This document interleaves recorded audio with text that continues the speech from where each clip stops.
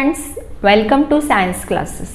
तर 10th standard म्हणजेच 10वीचा सायन्स पार्ट फर्स्टचा आपण सेकंड चॅप्टर बघतोय, पिरियॉडिक क्लासिफिकेशन ऑफ एलिमेंट्स. तर या चॅप्टरचे या अगोदर आपण 3 व्हिडिओ बघितलेले, ज्यामध्ये आपण हिस्टॉरिकल जे बॅकग्राऊंड आहे पिरियॉडिक क्लासिफिकेशनचं एलिमेंट्सच्या, त्यामध्ये पहिल्यांदा आपण डोबेरायनरचे ट्रायड्स बघितले, त्यानंतर आपण न्यूलँडचे ऑक्टेव्स बघितले आणि मागच्या म्हणजे 3rd व्हिडिओमध्ये आपण मेंडेलिव्हचे पिरियॉडिक टेबलचा अगदी डिटेल असा अभ्यास घेतलेला आहे. पण आता आपण त्याच्या नोट्स मागच्या व्हिडिओमध्ये नव्हत्या, मग ह्या व्हिडिओमध्ये मी तुम्हाला मेंडेलिव्हच्या पिरियॉडिक टेबलच्या अगदी डिटेल अशा नोट्स देणार आहे. फक्त एक लक्षात घ्या की ह्या नोट्स आधी तुम्हाला व्यवस्थित वहीमध्ये लिहून घ्याव्या लागतील.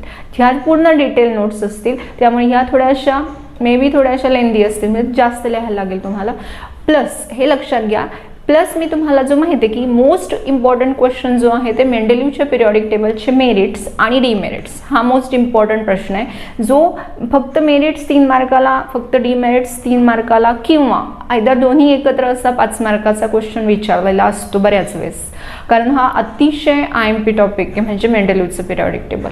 प्लस सगळ्यात महत्त्वाची गोष्ट असे लक्षात घ्या, जे सध्या म्हणजे 2021 मध्ये एक्झाम देतील यावर्षी, तर त्यांच्यासाठी महत्त्वाचं की मोस्ट प्रोबॅबली जर एक्झाम ऑनलाईन झाल्याच किंवा तर शक्यता आहे की MCQज पेपर पॅटर्न असेल. आता जर MCQ पेपर पॅटर्न म्हणजे मल्टिपल चॉईस क्वेश्चन्स असतील तर तुम्हाला डिटेल स्टडी लागतो. त्यामुळे मी ज्या नोट्स देते त्याचा डिटेल आणि व्यवस्थित अभ्यास करा. महत्त्वाचे पॉईंट्स आधी नोट्स लिहून घ्या, महत्त्वाचे पॉईंट्स अंडरलाईन करा, हायलाईट करा, म्हणजे रिव्हिजनच्या वेळेस तुम्हाला फारसा ताण पडत नाही, कारण तुमच्याकडे स्वतःकडे रिटर्न मटेरियल असतं आणि शिवाय स्वतःच्या अक्षरात असतं, त्यामुळे ते आपल्याला समजणं जास्त सोयीचं जातं.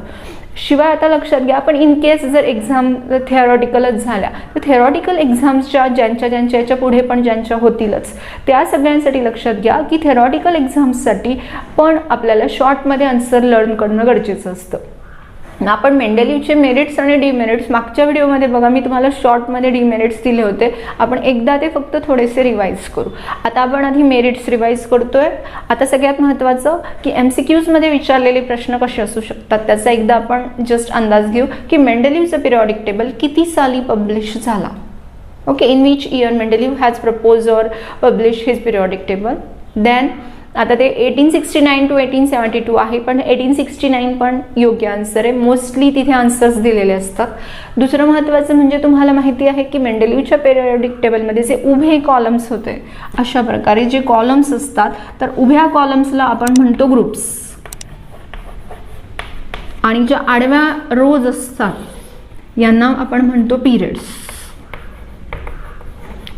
तर आधीच आहे की याबद्दल बऱ्याच ठिकाणी वेगवेगळ्या उत्तर असू आहेतच बऱ्याच ठिकाणी, पण आपल्याला माहिती पाहिजे की मेंडेलिव्हच्या पिरियॉडिक टेबलमध्ये टोटल 1 to 8 असे 8 ग्रुप्स आहेत आणि मोस्ट बऱ्याच ठिकाणी 7 पिरियड्स दिलेले, पण जुन्या याच्यामध्ये 6च दिले. तुम्ही 7 पिरियड्स हे आन्सर असेल म्हणून तुम्ही आन्सर कन्फर्म करायचे 6 to 7, कारण तुमच्या टेक्स्टबुकमध्ये 6 पण नाही दिलेलं, 7 पण. जुन्या जे टेक्स्टबुक्स होते त्यांच्यामध्ये 7 पिरियड्स दिलेलं होतं की मेंडेलिव्हच्या पिरियॉडिक टेबलमध्ये 8 पिरियड्स आणि 8 ग्रुप्स आणि 7 पिरियड्स आहेत.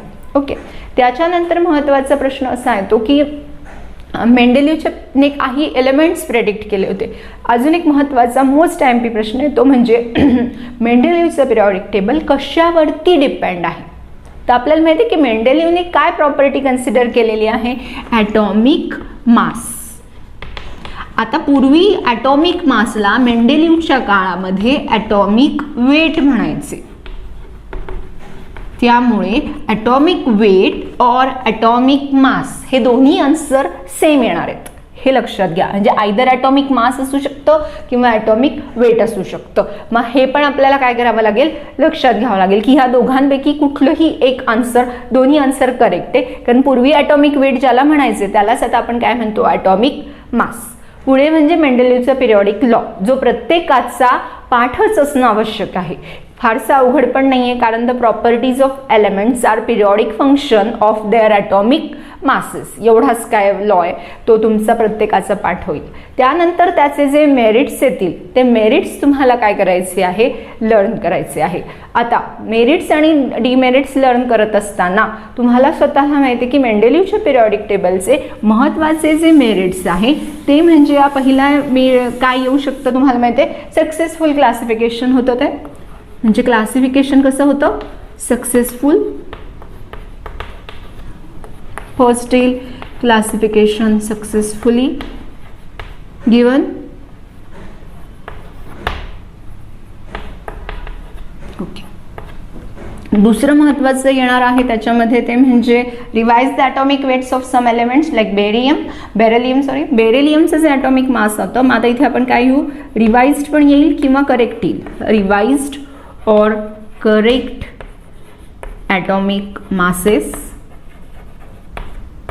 कोणाचं केलं आहे ते पण माहिती आहे तुम्हाला.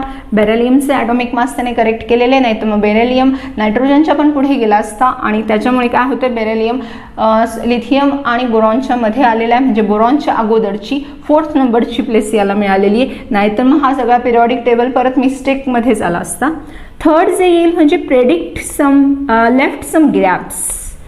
Left gaps for undiscovered elements.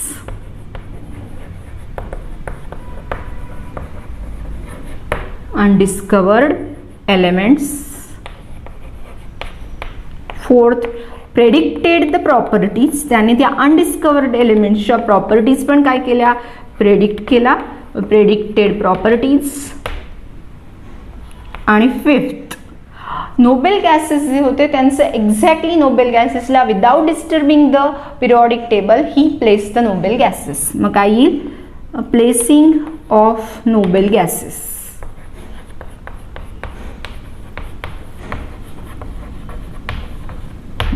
मग इथे periodic properties of undiscovered elements असं लिहिलं तर मग ते पटकन लक्षात येतं. आता बघा, हे झालं शॉर्टमध्ये, म्हणजे आपण आता मेरिट्स एकदम शॉर्टमध्ये. आपल्याला माहिती पाहिजे की शॉर्टमध्ये जर लिहिले तर कुठल्याही वेळीच्या तुम्हाला स्टिकी नोट्स माहिती असतात, अशा कुठल्याही स्टिकी नोट्सवर आपण लिहून कुठे चिटकवलं तरी आपल्याला लगेच लक्षात येतं, पाठ येतं किंवा आपण लगेच रिवाईज करू शकतो. आता ह्यामध्ये महत्त्वाचं हे मेरिट्स झाले, पण मेरिट्समध्ये बघा जे अनडिस्कवर्ड एलिमेंट होते त्या अनडिस्कवर्ड एलिमेंटबद्दल तुम्हाला MCQजमध्ये बऱ्याच चान्स आहे की प्रश्न विचारला जाईल. म्हणजेच समजा तुम्हाला दिलं की इका बोरॉन, प्रेझेंटली इका बोरॉनला काय म्हणतात, इका ॲल्युमिनियम, इका सिलिकॉन. मग आता बघा, इका बोरॉन, इका ॲल्युमिनियम अँड इका सिलिकॉन. हा प्रश्न फार महत्त्वाचा आहे ह्या टॉपिकवरती. आता बघा हे कसं लक्षात ठेवायचं, बऱ्याच जणांना असं होतं, तर ज्याचं मोस्टली ॲल्युमिनियम मोठं आहे ना, मग ॲल्युमिनियमचं जे आत्ताचं नाव आहे ते छोटं आहे, सिलिकॉन छोटं आहे, मग सिलिकॉनचं आत्ताचं नाव मोठं आहे. बघा, मग इका ॲल्युमिनियमचं सध्याचं नाव आहे गॅलियम, इका सिलिकॉनचं आहे बघा किती मोठं नाव आहे हे, जर्मॅनियम. सिम्बॉल पण आपले आलेच पाहिजे. आणि इका बोरॉनचं नाव मात्र आहे स्कँडियम. तर हे आपलं पाठ पाहिजे, कारण हा या टॉपिकवरती येणारा महत्त्वाचा प्रश्न आहेत. म्हणजे हे गाळलेल्या जागांमध्ये येऊ शकतात, मॅच द पेअर्समध्ये येऊ शकतात किंवा सरळ सरळ MCQजमध्ये विचारलं जाऊ शकतं. उदाहरणार्थ, gallium was predicted by element and was given the name eka aluminium. लक्षात आलं, असा पण प्रश्न आपल्याला विचारला जाऊ शकतो. आता राहिले डिमेरिट्स. मग मेरिट्स तुम्हाला कळाले, शॉर्टमध्ये मेरिट्स कसे लिहिणार हे तुम्ही लिहून घ्या. हे शॉर्ट पॉईंट आहे, डिटेल मी तुम्हाला नोट्स दिलेल्याच असतील त्या तुम्ही लिहून घ्यायच्या, पण हे शॉर्टमध्ये ते तुम्हाला अगदी पक्कं करायचं आहे. त्यानंतर येतात ते डिमेरिट्स. डिमेरिट्समध्ये परत आपण फक्त एकदा रिवाइज करतोय एकदम शॉर्टमध्ये.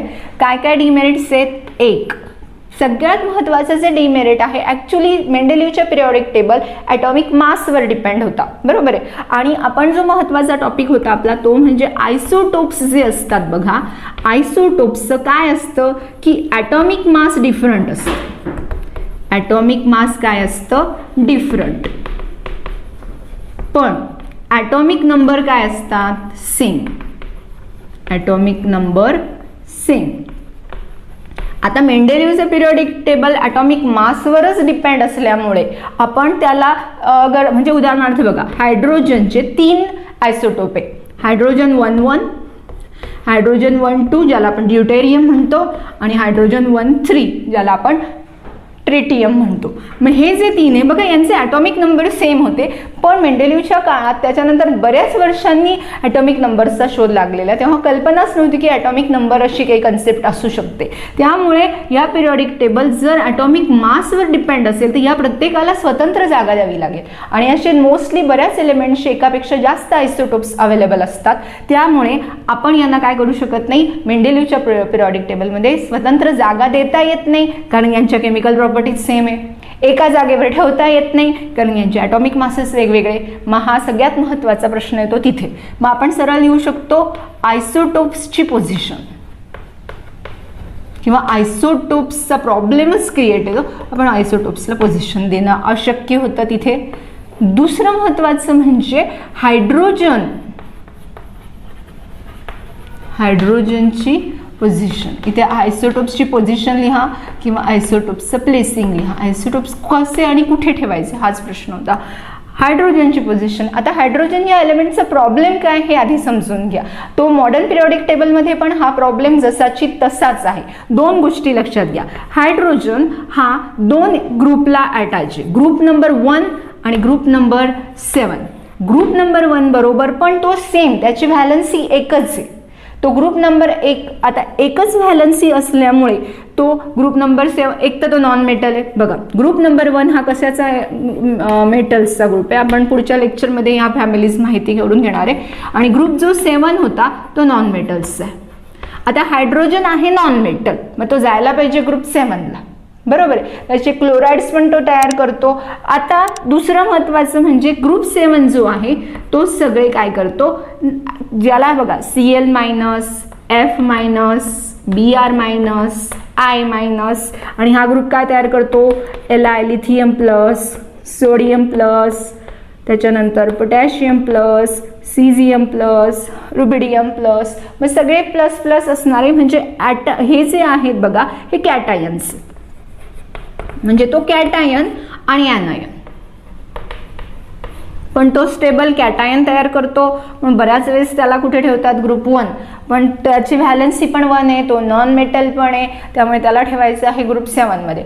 मेंडेलिव्हला हा काही प्रॉब्लेम सॉल्व्ह झालेला नाही. तो अजूनही सध्या पण हा डाऊटमध्येच येणारा प्रॉब्लेम आहे की हायड्रोजनला नेमकं ठेवायचं कुठे, ग्रुप 1च्या वरती की ग्रुप 7च्या वरती. म्हणून पण तो त्या काळामध्ये तो जास्त गोंधळाचा प्रश्न वाटला गेला. म्हणून हायड्रोजनच्या पोझिशन हा डीमेरिटमधला सेकंड पार्ट येईल की पोझिशन ऑफ एलिमेंट हायड्रोजन नेमकं ग्रुप 1मध्ये की group 7मध्ये.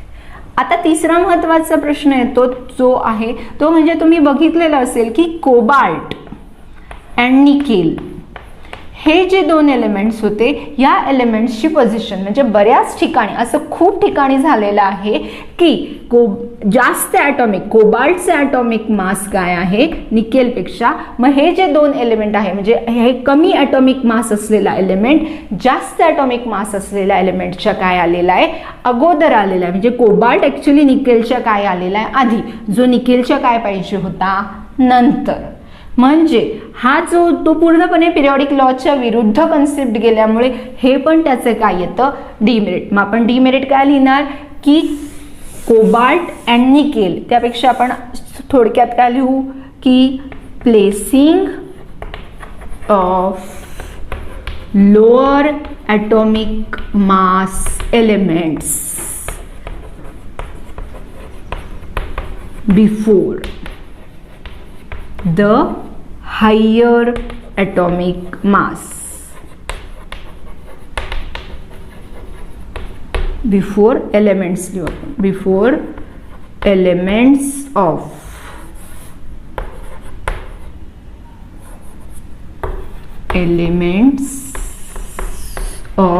higher atomic mass. Okay, चौथं काय होतं, dissimilar elements